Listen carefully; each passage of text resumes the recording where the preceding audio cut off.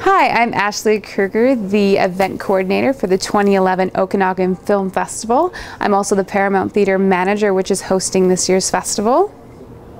I'm standing here with Christopher Fisher, one of the directors of Tempo, a short film in this year's Dark and Comic Showcase. Hello, Christopher. Hello, how are you? I'm good. Excellent. Can you tell me a bit about what your film is about? The story is based around a girl that's being kidnapped, so we deal with like the psychological aspect of what it could be like to be kidnapped, but we realm into the people that have gone to save her and the character that kidnaps her. I'm here with Chris Heffernan, who, well, let's let Chris tell us. I wrote and co-directed Tempo. Fantastic. This is one of the shorts in this year's film festival. Can you tell me a bit about Tempo? It's a short film. It's a psychological thriller mixed with horror and action and suspense. Fantastic, and it's part of this year's Dark and Comic Showcase. So can you tell me a bit about the process you went through in writing? It was basically, there were two short films that I was working on previous, and I kind of took them apart, and film sometimes forces you to work with what you have available, and you amalgamate what you can from those resources, and we had access to certain things, and I took ideas that had been percolating as a writer. You think about things a lot and what you want to get across and express in an art form, and what is the best way to represent that. And I took those ideas from two different shows and put them into one and presented them as this.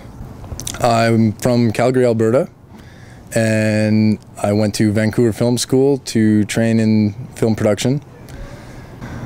I enjoy being on set. I like working with the actors and fleshing out the minute details in the screenplays and the production itself. Working with all the creative people involved in a production, everybody brings forth their best ideas, and it's good to be in there and make sure that there's a cohesion involved, and that it doesn't go the wrong way, but also to encourage them to bring their best and make it go the right way.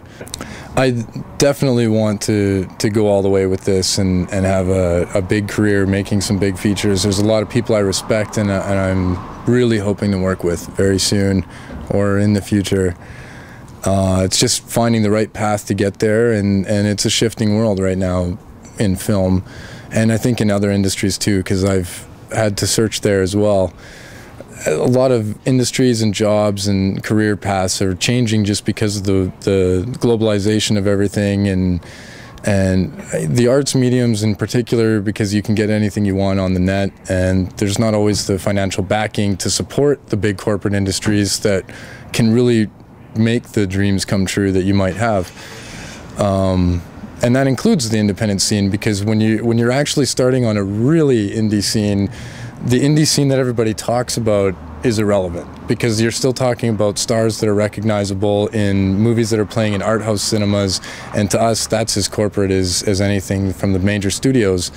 And you know, you can have complaints on both sides, I guess, but I grew up watching films. It's what I want to be a part of, and I respect what they do, and I want to be a part of that. Vancouver's scene is it's tough and competitive. There's a lot of people that want to be involved in filmmaking, and everybody's approaching from the angles that they're interested in or that is opening to them. But the HST problems and the economy and stuff that's going on is making it difficult for people all around, and I'm seeing some of the people that I've wanted to work with the most are having it tough and having to leave and move on and find other career paths, and it always hurts when you see that, and it's tough to hang on myself. And I've seen that from the entry-level people all the way up to the top.